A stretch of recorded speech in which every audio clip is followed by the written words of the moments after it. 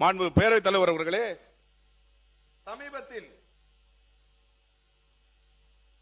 சமீபத்தில் பேச்சுரிமை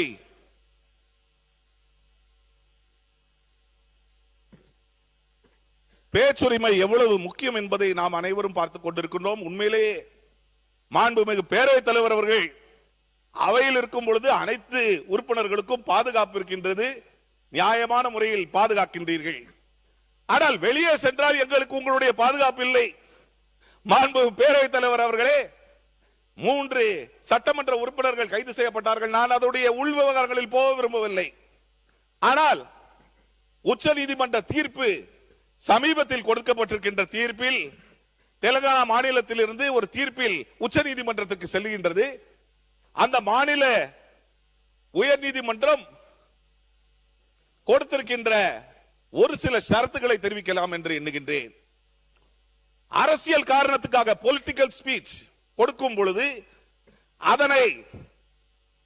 அதற்காக வழக்கு பதிவு செய்ய வேண்டும் என்று சொன்னால் அதற்கு முன்னாலே ஒரு பிரிலிமினரி என்கொயரி, ஒரு ஆரம்ப கட்ட விசாரணை நடத்த வேண்டும். ஒரு பப்ளிக் ப்ராசிக்யூட்டர் அரசு வழக்கறிஞரிடம் ஒப்பீனியன் வாங்க வேண்டும். அது போன்ற அவர்கள் பொது அமைதிக்கு குந்தகம் விளைவித்தால் மட்டும் அவர்கள் பேச்சுக்கு கைது செய்யப்பட வேண்டும் என்று சொல்லி, protection of political speech, the police shall not mechanically register cases concerning harsh, offensive or critical political speech only when the speech amounts to inducement of violence or poses an imminent threat to public order. ஆனால் எங்களுடைய சட்டமன்ற உறுப்பினர்கள் ஒருபோதும் எங்களுடைய தலைவர் மிசாவை பார்த்தவர், எங்களுடைய இளைய தலைவர் எந்த கைதுக்கும் அஞ்சாமல் சிறைக்கு சென்றவர், அதை பற்றி நான் சொல்லவில்லை. ஆனால் ஒரு சட்டமன்ற உறுப்பினருக்கு பாதுகாப்பு வேண்டும் என்று சொன்னால் இந்த உச்ச நீதிமன்ற தீர்ப்பு, தெலுங்கானா தீர்ப்புகை உறுதிப்படுத்தியிருக்கின்றது உச்ச நீதிமன்றம்.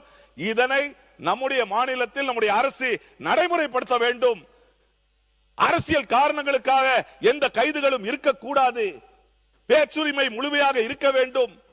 ஆகவேதான் நான் தெரிவித்துக் கொள்ளுகின்றேன், இந்த தீர்ப்பின் அடிப்படையில் எதிர்காலத்தில் மாண்பு பேரவைத் தலைவர் அவர்களும் இதை காக்னிசன்ஸ் எடுத்து, நீங்களும் இதை நோட்டீஸ் எடுத்து இதற்கான தகுந்த பாதுகாப்புகளை வழங்க வேண்டும் என்று தெரிவித்துக் கொள்கின்றேன். மாண்பு பேரவைத் தலைவர்களே, அதே போன்று மாண்புமிகு சட்டத்துறை அமைச்சர் இதை பற்றி ஏதாவது கருத்து நீங்க சொல்றதுன்னா சொல்லலாம். மாண்புமிகு பேரவைத் தலைவர் அவர்களே, எந்த வகையிலும் இந்த அரசு சட்டத்திற்கு புறம்பாகவோ இல்லை அவதூறாகவோ எந்த விஷயத்தையும் செய்யவில்லை. சட்டத்திற்கு உட்பட்டு எங்கெங்கெல்லாம் ஒரு வழக்குகள் பதிவு செய்யப்படும் அனைத்தும் சட்டத்திற்கு உட்பட்டு தான் செய்யுது. ஏதாவது ஒரு இடத்துல பெண்கள் குறித்தோ இல்ல பொதுவாக அந்த பொதுக்கூட்டத்திற்கு தாண்டி பெண்கள் குறித்து அவதூறாக பேசினா அதுக்குரிய சட்டப்படி அங்கே வழக்குகள் பதிவு செய்யப்பட்டு விசாரணை நடைபெற்றது. ஸோ இவர்களுக்கு எல்லா உரிமையும் இருக்குது. ஏன்னா கோர்ட்ல போறதுக்கும் இப்ப ஏதாவது ஒரு விதிமீறல்கள் ஒரு வழக்கில் ஒரு விதிமீறலோடு பதிவு செய்யப்பட்டால் கண்டிப்பாக உயர்நீதிமன்றத்தில் முறையிட்டு அது பண்ணலாம். அந்த மாதிரி எந்த விதிமுறையும் நடைபெறவில்லை. பெண்கள் குறித்தோ இல்ல வேற ஏதாவது குற்றச்செயலில் ஈடுபட்டால் மட்டுமே தான் உடனடியாக வழக்கு பதிவு. உச்சநீதிமன்ற சமீபத்தில் வெளியாகிற உச்சநீதிமன்ற தீர்ப்பை ஒட்டி நடந்து கொள்ள வேண்டும் என்று ஒரு கோரிக்கை வைத்திருக்கிறார்.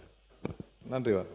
செய்திகளை உடனுக்குடன் தெரிந்து கொள்ள கீழ்கண்ட கேபிள் மற்றும் டிடிஹெச் நெட்வொர்க்குகளில் எம் நாடு செய்தி தொலைக்காட்சியை காணுங்கள். பாதகம் செய்பவரை கண்டால் நாம் பயம் கொள்ளலாகாது பாப்பா. மோதி மிதித்து விடு பாப்பா, அவர் முகத்தில் உமிழ்ந்து விடு பாப்பா. அண்மை செய்திகளை உடனுக்குடன் தெரிந்து கொள்ள இணைந்திருங்கள் எம் நாடு தொலைக்காட்சியுடன்.